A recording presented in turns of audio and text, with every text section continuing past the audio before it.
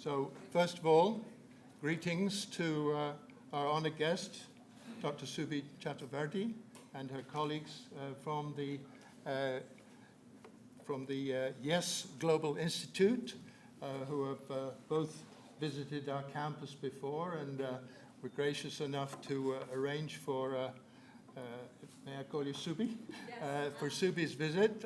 She visited once before here as a guest of the Jindal School of Government and Public Policy, which explains Professor Sudarshan's, the Dean of the school, his presence here, and the Vice Dean, you know. And they spoke very enthusiastically about the ideas and thoughts that she shared in those days, I think before the Global Institute appeared on the resume. You will see on the back of your invitation today a detailed account of her achievements, and at that time I believe she was serving or had recently served as a member of the United Nations Internet Governance Forum, the Multi-Stakeholder Advisory Group, MAG, and made a great contribution to sorting out problems which still haunt us today, perhaps, how to govern the internet, not whether to, but how to, and maybe that will form part of her address today, which is on the role of banking in nation building today, something which is very dear to the heart of this university, its economic, legal, technological, and social impact, as you can read up there. So let me just say a few words of introduction. First of all, honored guest, Dr. Subi Chaturvedi, Dean Professor Sudarshan, Registrar Professor Murthy, distinguished faculty of the Jindal School of Banking and Finance and Jindal School of Government and Public Policy, matriculating JSBF students, JSBF being short for Jindal School of Banking and Finance. If you want to see that they're really from the JSBF, they can stand up and show you. It's all written on the back of her T-shirts. We've started branding early as the youngest and latest school, the 8th school that has opened since 2009. I had the honor of being the founding dean of the Jindal Global Business School in 2010.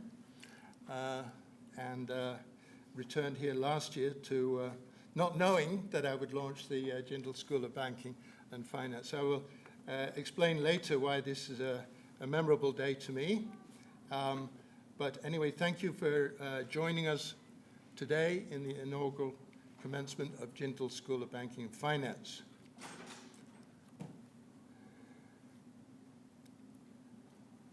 To our trailblazing first batch of students, congratulations on choosing to study for your BCom honors degree at OP Jindal Global University that was described by Prime Minister Modi earlier this week as, quote, one of the premier institutions in the country, known for its interdisciplinary research and research-oriented curriculum. I hope he follows up those stirring words with recognition as maybe an institute of eminence in the near future. Let's see. If I were to describe OP Jindal Global University and JSFB, Jindal School of Banking and Finance, in one sentence, I would say that we are a student-oriented, teaching-focused, research-based, top-quality learning institution and international center of excellence in professional practice and service. You have a busy and intensive study period ahead, which will transform you forever. Increased global awareness, teamwork, communication skills, and ethical decision-making are qualities that are often neglected in colleges and universities worldwide, not here at Jindal School of Banking and Finance. In addition to mastering the critical tools of analysis and conceptual foundations of your chosen field of study for your BCom honors degree, we stress the importance of synthesizing and integrating knowledge across functions and academic disciplines so that you can fully apply what you know in the practical real world by having a satisfying and rewarding job or moving on to a world-class master's degree program. Graduates of the BCom Honours degree from JGU have almost limitless employment possibilities. The field is rapidly changing in terms of product and service innovation, technological, economic, and social impact, and the need for domestic supervision and international regulation. To understand finance is to have influence, with the need for responsibility, accountability, transparency, and sustainability. According to UN Secretary General Antonio Guterres, sometime in the last several months, I think it was the 2-year anniversary of the Paris Accord, finance will be the deciding factor in winning the war on climate change. Let me say that again. Somebody asked you, isn't finance just about making lots of money and buying a Mercedes-Benz? It's not. Finance will be the deciding factor in winning the war on climate change. Finance, therefore, is key to the survival and progress of mankind. We will support you in developing your individual soft skills, in personal communications and teamwork. In today's world, emotional intelligence and global awareness are equally important as your cognitive intelligence and your comfort with digital technology. You can Google almost all factual knowledge, but you cannot Google good judgment, wisdom, creativity and innovation, leadership and communication skills, teamworking abilities, or the values that underlie ethical management decision-making. Tolerance for ambiguity, embracing diversity of thought and culture are not learnt on the internet. They are learnt through extensive practice, inquiry and reflection, and the application of strong principles that rest on strong, tested, conceptual foundations and evidence. Much of the knowledge creation at JSBF takes place in the classroom through concentrated interaction between our faculty, who are well-grounded in both research and practice, and our BCom Honours students who are preparing to be the global leaders of tomorrow in banking, finance, accounting, commerce, and entrepreneurship. So this interaction in the classroom is combined with hands-on practice in the field, sometimes called experiential learning or action learning in teams, which was my first responsibility after moving from being a 20th century international banker to becoming a 21st century educator in the year 2000. Together, we're preparing you for positions of responsible global leadership. We represent a 21st century world-class university of continuous learning and improvement, which is at the cutting edge of global education. You have the opportunity to explore alternative concepts and constructs in various contexts. Our professionally qualified faculty members are not only scholars and professors, but include experienced practitioners in their chosen field of study and action. Our expert and caring staff is here to help you succeed and grow, and also to have fun occasionally. Embrace this opportunity of a lifetime to learn, reflect, absorb, stretch, create, innovate, network with friends and cultures from around the world, retool, repackage, and reinvent yourself. There will be a test later on all I have said. Prepare yourself now for a lifetime of learning and personal development so that you can realize your full potential, attain your professional goals, make a positive difference to society and the environment, and achieve true contentment.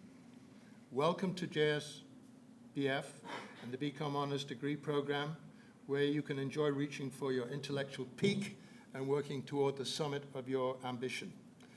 My best wishes to you for a wonderful university student experience at JGU. Thank you.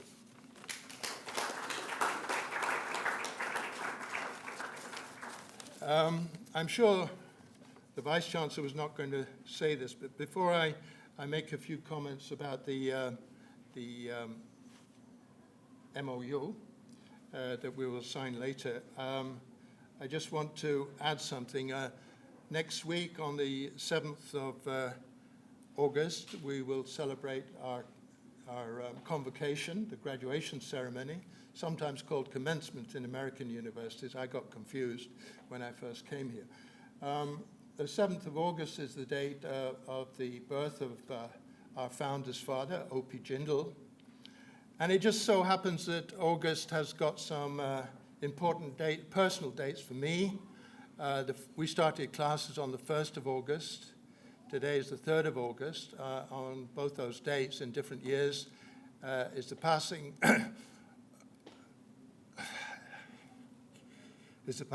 of my mother and father.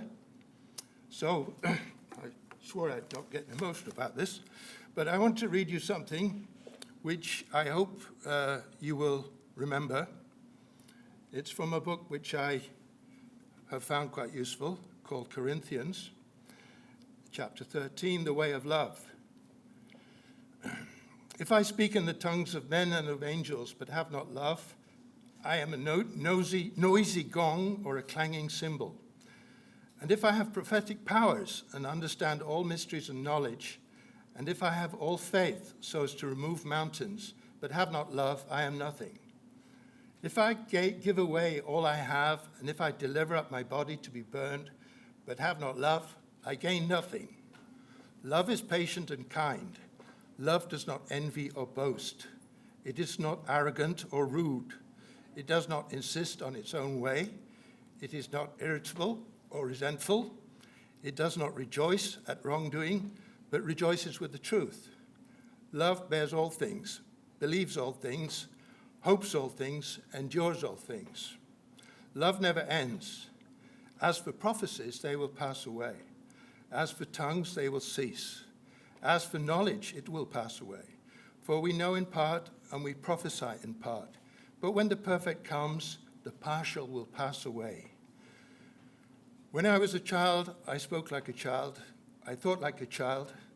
I reasoned like a child. When I became a man, I gave up childish ways. For now we see in a mirror dimly, but then face to face. Now I know in part, then I shall know fully, even as I have been fully known. So now faith, hope, and love abide together, these three, but the greatest of these is love. Thank you.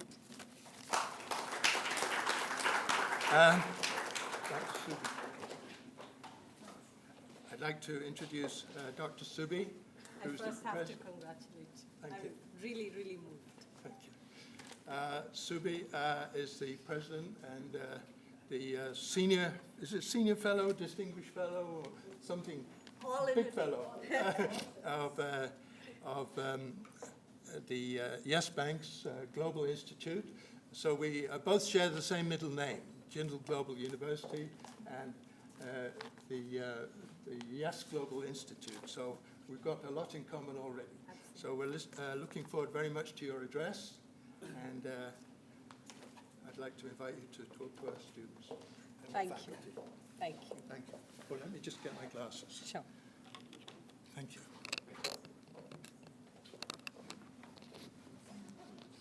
Thank you very much, Professor Barnes and Professor Murthy, Professor Sudarshan, all my colleagues, all the faculty members, and my young friends.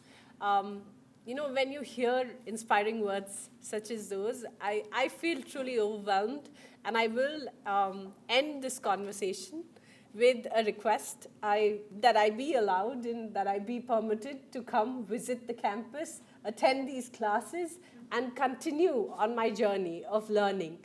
I think all of us here are truly, truly blessed because the conversations that we hope to have today, especially when it comes to me, there is very little that I can talk to you or teach you about banking.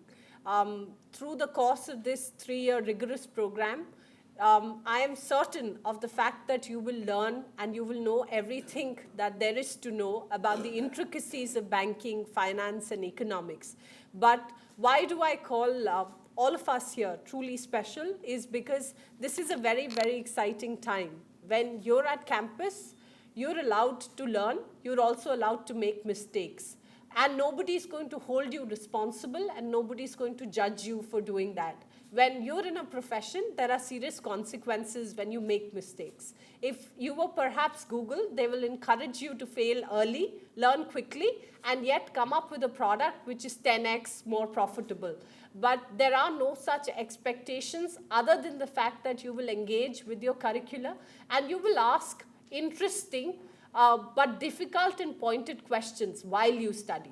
So I think what Professor Barnes really talked about, and there's very little that I can add to it, the idea of curiosity and the idea of learning. So I want to start with a small exercise. If I can just request everyone to stand wherever they are seated, if you could just stand and spread your arms and move your palms and get them to face upwards. So they shouldn't be facing downwards, they should be facing upwards. And very slowly, if you start moving your fingers, okay, and start bringing them now closer together, start moving them gently and start moving them forward, and stop at a point where you can see both the fingertips move at the same time. But remember, you need to continue to face forward. Don't look right, don't look left, and stop at a point where you can see both the fingertips move. Is everyone there? Okay, thank you. You may now take your seats. So other than the fact that this is a small trick that we do when we're in between lunch and great conversation, the idea is to speak to the point of conditioning. And as bankers, this is one of the most critical responsibility that we will have thrust upon ourselves.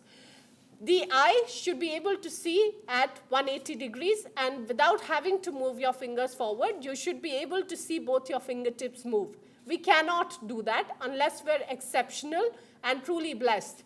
This is a result of conditioning. Our brain looks at images and we process them together. So when you enter a classroom, if I were to ask you how many black marks or how many spots you would see in the room, you wouldn't really remember. Or if I were to ask you if you could describe to me the exact position of objects in your own room, which you go back to every day, you will struggle slightly.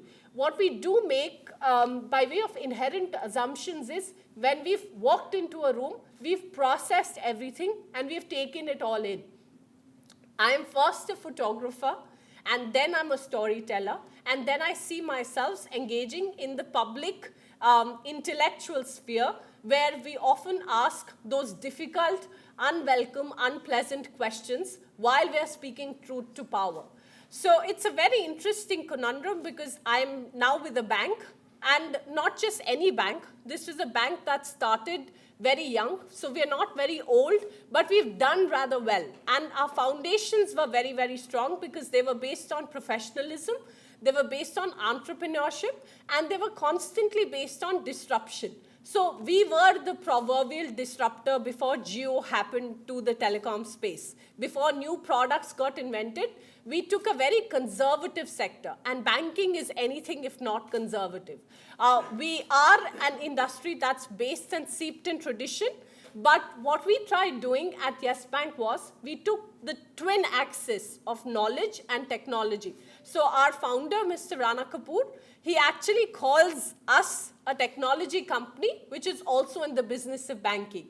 And Uber would say that about technology and taxis and Uber Eats and different products. How do we actualize that? It's great branding, just as the t-shirts, but I would encourage you to take the logo at the back beyond branding, but as identity. So when you talk about identity, when you start internalizing these constructs, every single person who works in the bank follows the concept of something called the jungle gym. You're allowed to change your departments. You're allowed to experience different sectors, different services. You're allowed to transcend. So Shashwati, who's on the dais here with me today, was part of government banking, was part of strategic advisory, and now she's a very valuable colleague with me at the Global Institute. The fact that we have an institute, and this is something that Professor Barnes talked about, we have a lot in common because you're today blessed because you're today in one of the finest education institutes, and you'll discover that I'm not just saying that because I have to be nice, because they've been really generous when they talked about me. I'm saying this because I've engaged with your students, and as teachers, I'm first a teacher than anything else before. I've engaged with people who passed out of this institution.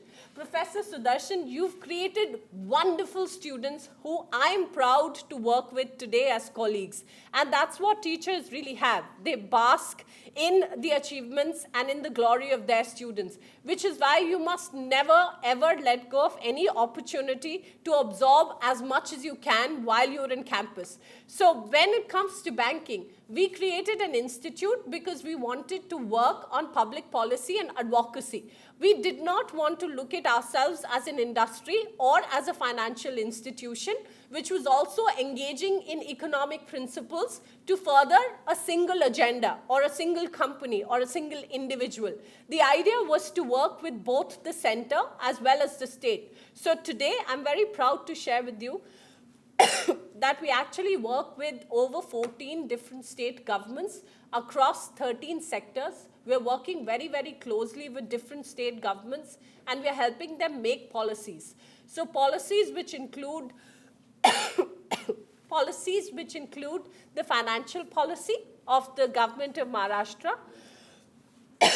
We're working with the Bihar policy on startups, on accelerators. Thank you so much. We're working with smaller states on their tourism policies. When we talk about tourism, we also mean peasant agriculture. We also mean helping them establish local economies. We're working on startups because we believe that professional entrepreneurship and startups will create more jobs.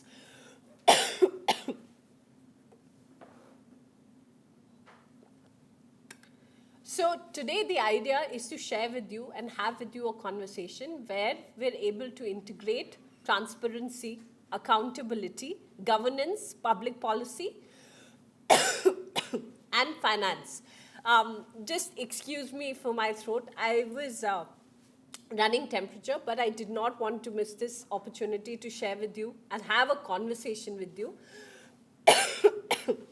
So I will do my best to encapsulate where we're at today.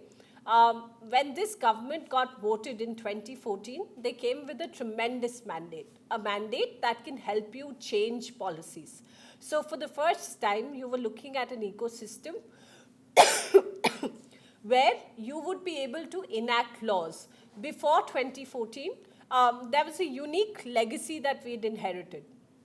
You would get fractured mandates, and therefore you would get coalition politics, and therefore you would get governments where they would both have interests as well as agendas, which meant that every ministry, every small party across the country would have certain amount of negotiation powers. They would decide what kind of policies you could enact. So the mandate before this government was making sure that there was growth, but also making sure there was development, also making sure that there was inclusivity and there was greater public participation in governance. What is it that we did right? We set up a platform that's called popularly now MyGov. They wanted to look at democracy and people participation across 6 different clusters. Cleaning the Ganga was one of them because water is very, very critical. When we talk about sustainability, the cyberspace, not just land, and one of the most critical resources, and you also already see that with states, the Kaveri water dispute, different states engaging with other states over water sharing, which is going to be one of the most critical assets where a lot of political policy as well as finance and industries will come in.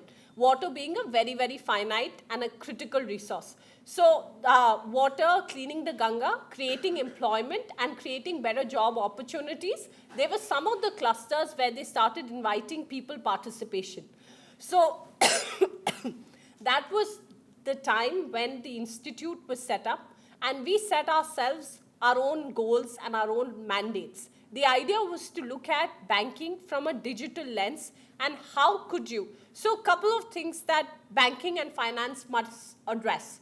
There's the business of business. Does my money make more money? Then you're a good banker because profitability remains at the center of finance. But this today is a larger conversation because we're talking about nation building. When we talk about nation building, you're only as strong as the weakest link in the chain. Therefore, remember old Bollywood cinema where if we've grown up on a dose of healthy Bollywood cinema, therefore films like Mother India, which were very, very important in how we understood local economies, how one instance of illness in the family, or how when there was no access to credit, when there was no penetration of either nationalized banks or cooperative banks or small credits, the local businessman or the local lala in the family would hold the purse reins and they would give you credit at exorbitant sums. You could never think of repaying the principal and you could certainly not repay the interest. The idea was to make sure, therefore, through policy, and RBI deserves a commendable mention here because they have encouraged newer formats of credit. They have encouraged newer formats of lending. So therefore, when you look at a Paytm, or when you look at a PayPal, when you look at Amazon, when you look at WhatsApp, which also has data, and we'll wade into controversial territories later, because there'll be conversation about privacy, there'll be conversation about new oligarchies, there'll be conversation about new monopolies. What happens when industry, which has your private data, merges or works together or collaborates with the state which needs to be independent, and where customers, so today there's a lot of conversation around the Supreme Court's landmark judgment on privacy. The Sri Krishna Committee has just submitted its recommendation on data protection, on privacy, which with the draft bill, I hope that all of us continue to engage with these conversations because they're going to affect all of us. So the idea is to make sure that this nexus or this collaboration, when it occurs,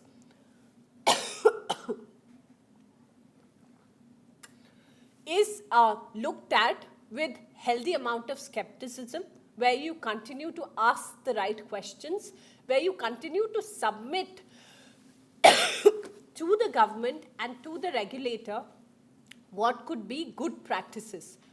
They're not necessarily best practices, but they're good practices. And it's a constant sphere of engagement where we tell them, because at the end of the day, what actually happens is there's a bureaucrat who's looking at a certain problem from a very limited bandwidth of information. When we start looking at how policies are made, we're often very, very critical. We talk about how the government sometimes doesn't get it because these are newer technologies. So when a bank was just a bank, things were still easier. Things were still streamlined. Things were still in a compartment. You know, things were still in a box where you could understand that you couldn't profiteer, that you could not create an unlevel playing field, that you could not talk about one bank making more money than the other bank on the same service or on the same transaction. But now, when it comes to an e-commerce platform, which may also become a telecom network, which may also own your cell phone connection, which may also be manufacturing the device that you carry, your cell phone, which may also come embedded in the SIM card that you will be accessing for communication. And that body, which works across services, which works across networks, when they start doing banking, then is there a level playing field that we can truly ask for or we can truly hope for? With that, add to that the additional conundrum that they also have access to authenticated valid mobile numbers. Mobile numbers which are a great asset when it comes to the election, when it comes to democracies, when it comes to vote banks. So when these global entities start negotiating, they have a lot of power. And when we look at the way power relations exist amongst countries and amongst nations, one of the bigger conversations is, how do you then put national interest first? How do you then, as bankers, start asking the difficult questions? Here is a new market, here is a new service where the rules haven't been set, where the government is truly struggling, where they have no idea how to control, because as far as the telecom policy is concerned, it's under a license. As far as banking is concerned, again, there's a license. There's a regulator in place. As far as the internet is concerned, as far as the financial services are concerned, which are also going to get impacted by cyber networks, by collaboration across networks, the bigger questions that we'll be grappling with are questions and challenges of jurisdiction, are questions and challenges of which law, which court, which state, which country, which nation decides what is it that will be prevalent as the law of the land.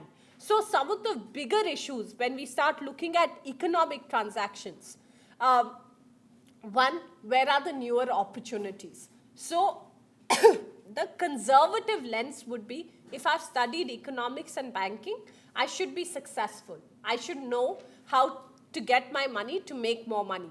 But today, people who understand design, people who understand collaboration, and this is one of the things our promoter talks about. He talks about art, which is alliances, relationships driven by technology. We don't reinvent the wheel. We create networks and we ride on networks. So collaborations are important. It is important to tell ourselves and remind ourselves that we don't know everything about everything. And we should never, ever tell ourselves that I know it all.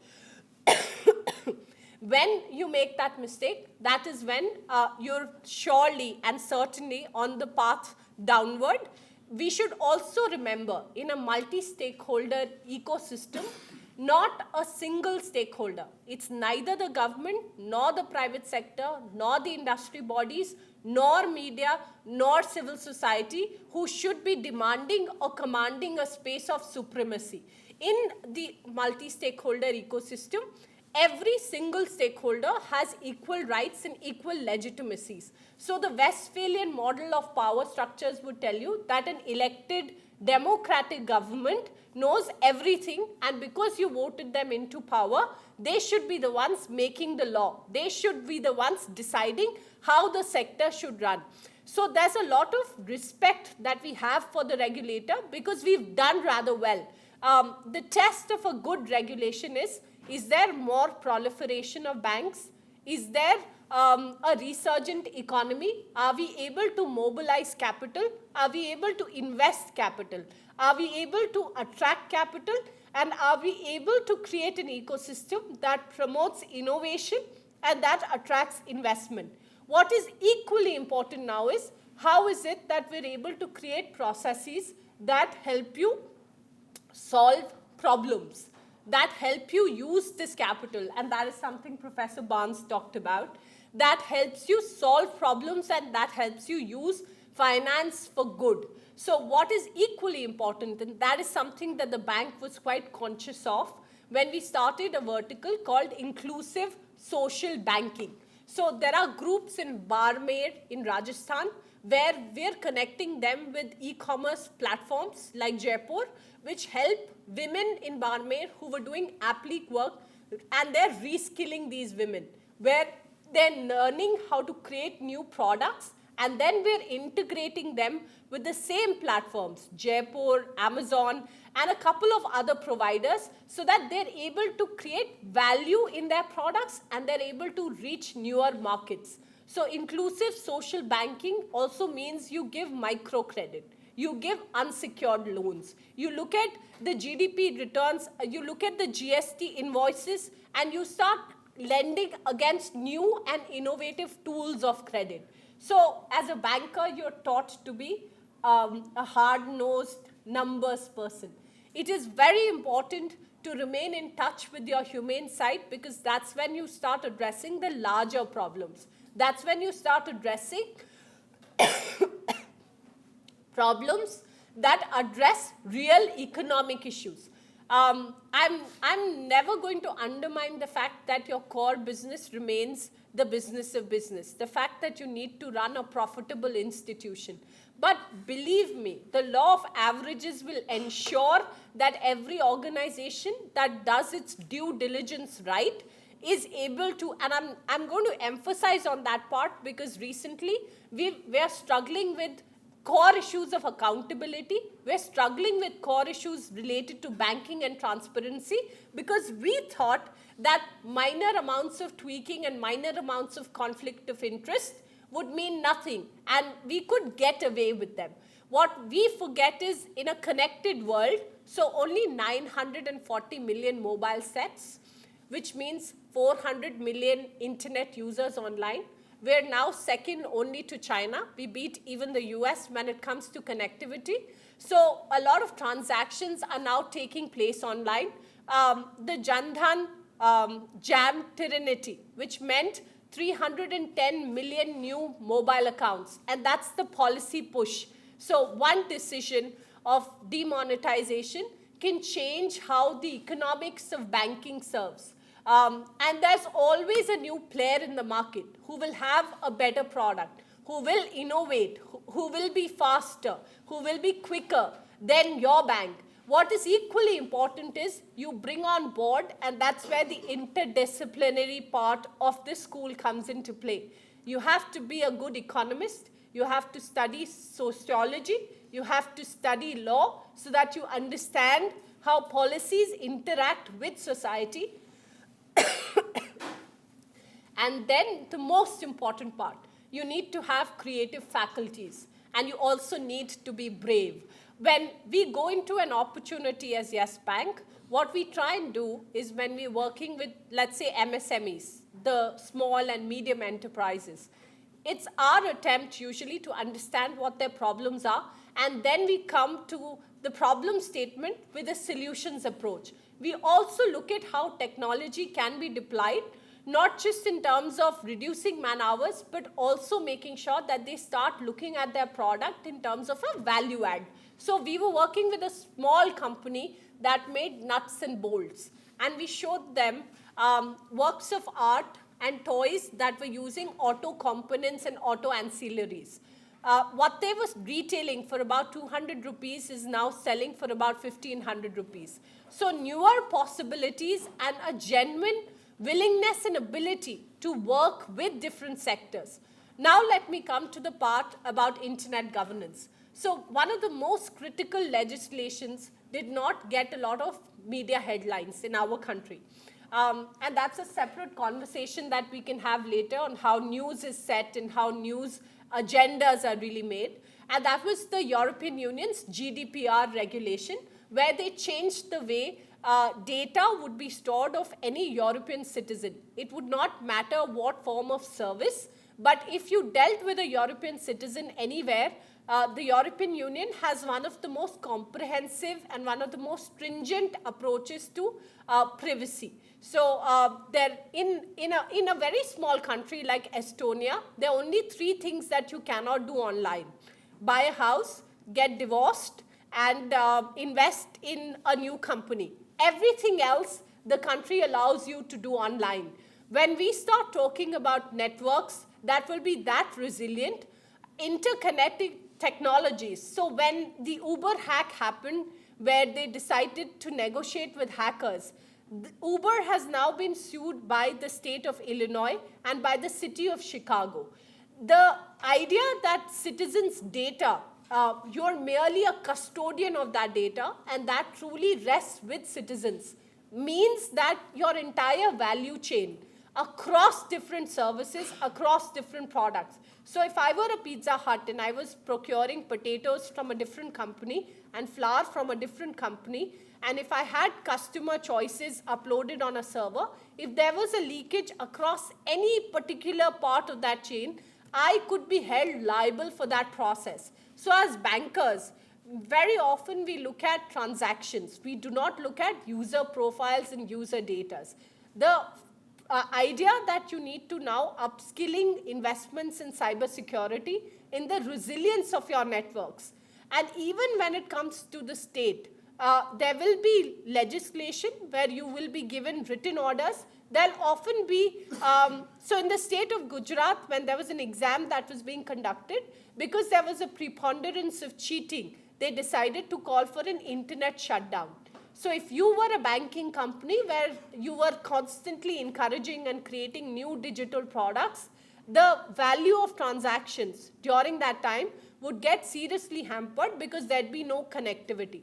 And that is one way of understanding that public policy across different issues, across different sectors, does affect your core area of business as well. Because today, and I'm going to end this conversation and open the floor for observations, comments, and questions, just leaving you with this thought that the internet is open.